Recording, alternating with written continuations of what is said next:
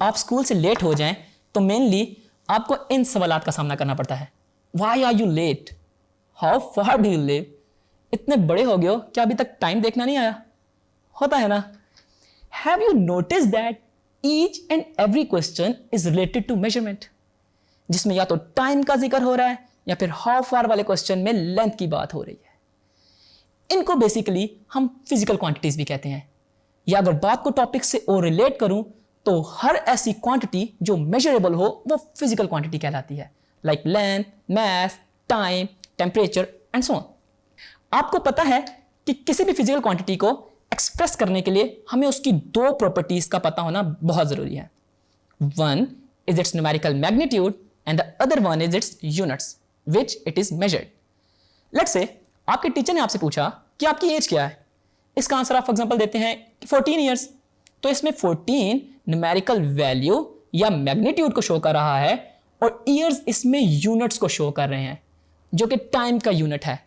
और अगर दूसरे क्वेश्चन की बात की जो how far do you live, तो आप इसका आंसर देते हैं लेट्स से 5 किलोमीटर, तो इसमें भी 5 तो वैल्यू है और किलोमीटर शो इट्स यूनिट्स जो कि लेंथ के यूनिट्स हैं।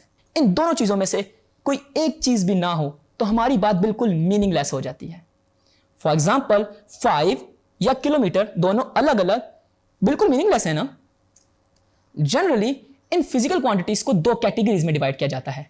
वन इज बेस क्वांटिटी जो कि नाम से ही डिफाइंड है, ये बेस या फाउंडेशन होती हैं अदर फिजिकल क्वांटिटीज की, and these are 7 in numbers: length, mass, time, amount of substance, electric current, temperature, and the last one is intensity of light.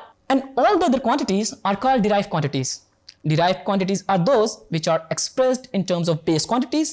They include area, volume, speed, power, electric potential, and many others.